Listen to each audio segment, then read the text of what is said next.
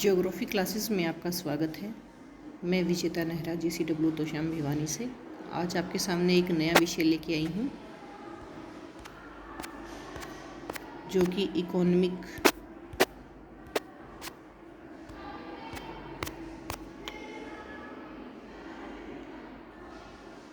Development के ऊपर depend है और रोस्टो महोदय के द्वारा बताई गई स्टेजेस को इसमें बताया गया है।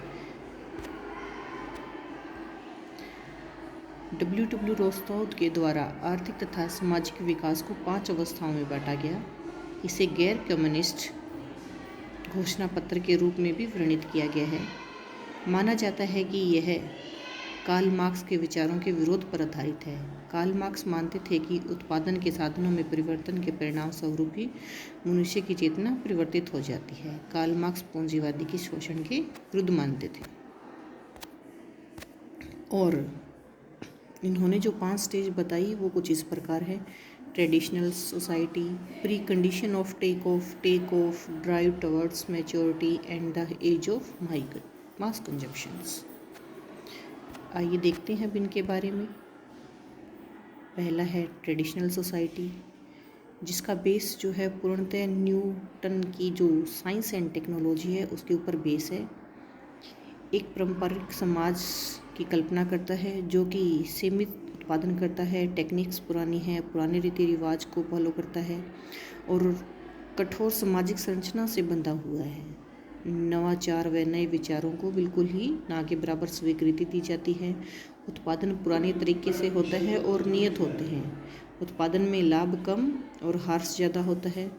संसाधन तथा जनसंख्या के संबंध पूर्णतः स्टेबलाइज्ड होता है। कहीं कहीं नगर, खनिज व बागानी कृषि के केंद्र मिलते हैं और नई टेक्निक का अभाव होने के कारण यह इतना डेवलप्ड नहीं होता और भूमि अधिकतर भूमि मालिकों के पास ही होती है। उसके बाद जो अगली स्टेज आती है pre condition of take off. यह एक संक्रमण की अवस्था है। उत्पादन में आधुनिक विज्ञान का प्रयोग किया जाता है। पश्चिमी यूरोप में है 17वीं सदी के अंत में व 18वीं सदी के प्रारंभिक दशकों में इन टेक्निक्स का यूज़ किया जाने लगा और खासकर कृषि तथा उद्योग के उत्पादन हेतु इन टेक्निक्स का यूज़ किया गया। आर्थिक आधारभूत संरचना जैसे कि बैंक आदि का प्रादुर्भाव हुआ, निवेश में वृद्धि होती गई और वो निवेश परिवहन व संचार में देखने को मिला। एक भावी राष्ट्र के रूप में उदय पर बल दिया गया। उसके बाद जो स्टेज आई वो थी टेक ऑफ, यानी कि स्थिर विकास की ओर उत्थान।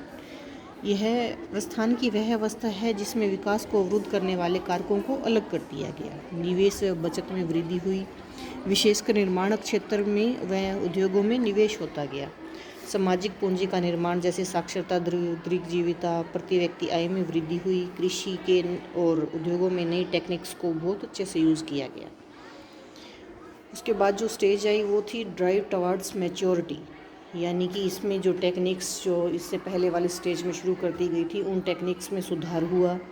नए उद्योगों को गति मिली जैसे कि केमिकल इंडस्ट्री, इलेक्ट्रिकल इक्विपमेंट और उससे संबंधित जितने भी नई टेक्निक को लेकर उद्योग बनाए गए वो सारे ड्राइव टवर्ड्स मैच्योरिटी के अंदर काउंट किए गए।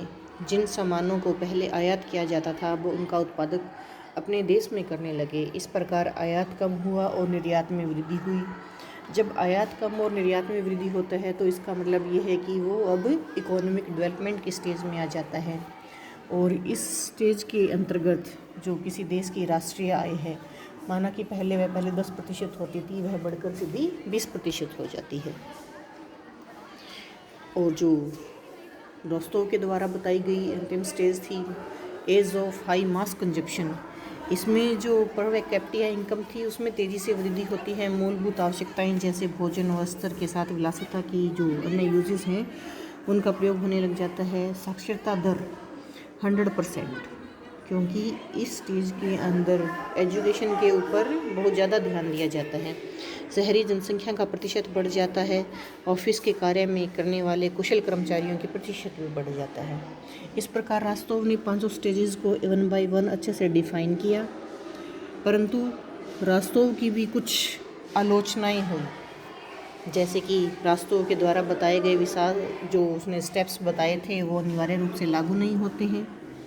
इन्होंने जो ये सिद्धांत बनाए या स्टेजेस दी वो समाज में असमानता जैसी समस्याओं के ऊपर कोई चर्चा नहीं करते हैं। देशों की आर्थिक नीतियाँ तथा उनके विकास को प्रभावित करते हैं और ये सिद्धांत आर्थिक मंदी जैसे किसी कार्य पे लाभ नहीं देता। इस प्रकार ये आलोचनाएं भी पूर्णतः हुई। आशा करती हूँ कि आप सबको ये समझ आ गया होगा। धन्यवाद।